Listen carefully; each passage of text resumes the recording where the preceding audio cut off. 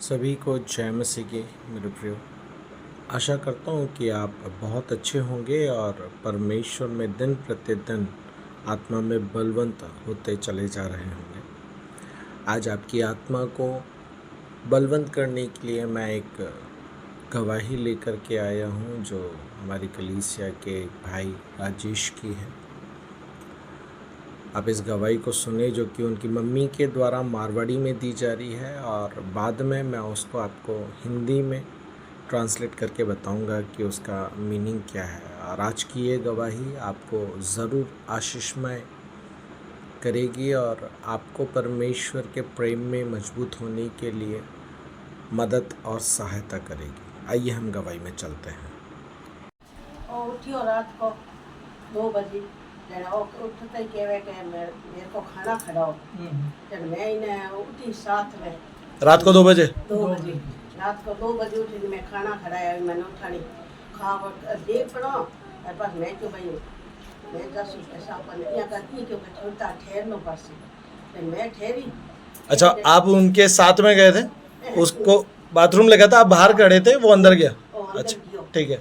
और भी अंदर जा बाथरूम में बैठा कर पड़ो और पाछो घरन लाग्यो बोली देते यहाँ काली सी छिया होती है जब काली सी यहाँ पैर निकली यहाँ लंबी बाथरूम के अंदर से निकली। हाँ, बाथरूम से अंदर निकली कल यहाँ निकली का यहाँ मुंह बैठी पगोचा माथे का संडे माथा ने का मैं के हो रे काई है का मैं ही ना देखियो का मैं के भाई वो तो हाई ऊपर अरे काकर मैं के कई बात होती जड़ियां कर पड़ी बानियां पी तो पर सुंदर गेट लंबी एकदम काली कुछ होती है। अच्छा, आइयां होते वही ये देखो ठीक है। फिर बाद में बस वो आप रे सूख गयो। हाँ, सूख गयो बस और सुबह उठियो और का रोट चाय दा नोरा काटा के हम चाय पी को ने ओ चाय पी नहीं कई को कुछ कर दियो।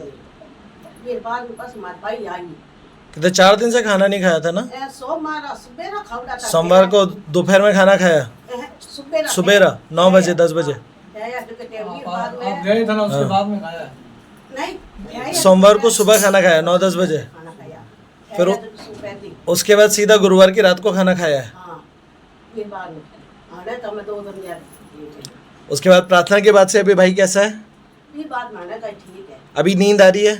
लेकिन आती है घनी को आवे नहीं कम आवे और पहले तो कुछ भी नहीं आती थी, कुछ भी नहीं। अभी कैसी नींद अच्छी आ रही है? ओके मेरे सर भारी रहता है, मैं आंखें नहीं खुलती है। अच्छा, कि वो नींद खातर कोशिश करूं मैंने नींद के कम आती है, नींद आवे कौन ऊपर से आंख भोग रहे। अच्छा, उस दिन प्रार्थना के बाद नींद आई क्या? रात सुतो हाँ, रात में दुनिया ने हिला मार पड़ी मैं उठानियो। अच्छा उठ गयो।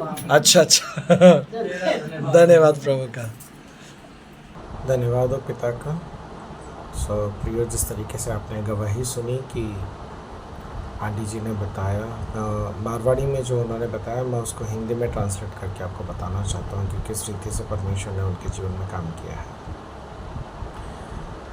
सबसे पहले वो आंटी जी के बेटे की गवाही है जिसका नाम राजेश है और उनकी उम्र लगभग 30 साल है। और जब मैं उनसे मिला था, उनसे मुलाकात करी थी, तो वो भाई ने अपनी सारी समस्या बताया था। मैं उसको लेकर के आपको कुछ बातें बताना चाहता हूँ। वो भाई बोलता है कि भैया मेरे को मेरे घर में ना कुछ अलग सा वातावरण लगता है, जैसे दुष्ट आत्मा का।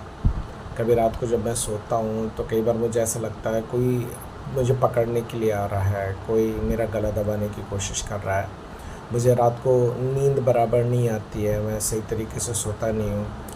कुछ भी पैसा जब मेरे जेब में आता है तो मुझे सीधा बस दारू का ठेका ही दिखता है कि मैं वहीं जा कर के दारू पी कर के पड़ा रहूँ। और एक बार की बात है, जब मैं इनसे मिला था तब इनके परिवार वाले बता रहे थे कि ये भाई तो वो जो दारू की बोतल होती है वो कोरी पी जाता बिना पानी डाले। अब बताओ क्या ये किसी इंसान का काम हो सकता है क्या? क्या कोई दारू बिना पानी डाले पी सकता है क्या? ये तो सीधा देख कर के समझ में आता है कि दुष्ट आत्मा का काम है। और इस तरीके से उस भाई की ज़िंदगी चल रही थी। और वो भाई यही बताता है कि भैया मैं 10 दिन में सिर्फ 2 दिन काम जाता था और 2 दिन में जो काम पैसा आता था उससे मैं अपना दारू वारू का पीता पाता, फिर जब ख़त्म हो जाता था वापस काम पे जाता और कोई कमाई नहीं, कुछ भी नहीं। और इतना ही नहीं, वो बताते हैं कि दारू पीने के बाद तो वो व्यक्ति सो जाता था, खाना नहीं खाता था, लेकिन वो रात को 2 बजे हमेशा का उस बंदे का रूटीन था कि 2 बजे अपनी माँ को उठाता और बोलता अब मेरे लिए रोटी बना, मैं रोटी खाऊंगा। ये इतने सालों का उनका 30 सालों का अनुभव उन्होंने मुझे बताया जब मैं उनके घर पे प्रार्थना के लिए गया था। और उसके बाद जब मैंने उनके घर पे प्रार्थना करके आया, प्रार्थना करने के बाद तो उनके घर में इतनी दिक्कत हो गई कि वो आंटी अभी अपने गवाही में सुना होगा, बता रही थी कि सोमवार को जब मैं उनसे मिला, सोमवार की सुबह उस भाई ने खाना खाया था और सोमवार की सुबह के बाद गुरुवार की रात को, मतलब शुक्रवार की सुबह 2 बजे, है ना, शुक्रवार की सुबह 2 बजे या फिर गुरुवार की रात को 2 बजे उस भाई ने जो अपनी माँ को उठाया, बोला उठ मेरे लिए रोटी बना, मैं रोटी खाऊंगा। और जब उसकी माँ जाने वाली थी, उन्होंने बोला पहले मेरे साथ बाथरूम में चल, मुझे डर लग रहा है थोड़ा। तो वो भाई को वॉशरूम जाना था, वो बाथरूम के अंदर गया, गेट बंद किया, आंटी गेट के बाहर ही खड़ी थी। अब आंटी ने क्या देखा, भाई तो बाहर नहीं आया लेकिन बंद गेट के अंदर से एक परछाई निकल करके आई और वो परछाई इतनी लंबी चौड़ी हो गई और होकर के सीधा जा कर के वो दीवार में घुस गई। और जब आंटी ने उस परछाई को देखा, उस दुष्टात्मा को देखा, वो डर गई जोर के और उन्होंने जोर से चिल्ला हुई रे कही रे, इस तरीके से। और वो बहुत डर गई और उसके बाद अगले दिन शुक्रवार को मेरे पास आए और उनके लिए प्रार्थना हुई। अब प्रार्थना होने के बाद वो बताते हैं कि अभी उस भाई का दारू पीने के लिए जाने का मन भी नहीं करता है और उन्होंने शराब भी नहीं पी है उस दिन से। शुक्रवार का दिन हो गया, शनिवार का दिन हो गया और आज तो इतवार है, आज वो यहीं पे है। उसके बाद वो डर जो उनको लगता था, अभी वो डर उनको नहीं लग रहा है। और अभी पहले वो भाई जैसे बता रहा था रात को 2 बजे उठ करके खाना खाता था, अब अपने समय पे जैसे अपार्टमेंट नॉर्मल 8 बजे 9 बजे खाना खाते हैं, ऐसे अब वो भाई नॉर्मल खाना खाने लगा है। और परमेश्वर ने उसकी स्थिति में सुधार किया है, इसलिए वो आंटी जी परमेश्वर का धन्यवाद करते हैं। और मैं भी प्रभु का धन्यवाद करता हूँ कि परमेश्वर ने उस भाई की ज़िंदगी को सुधार दिया। इस गवाही के द्वारा प्रभु आप सभी को आशीष दे। सबको जय मसीह की।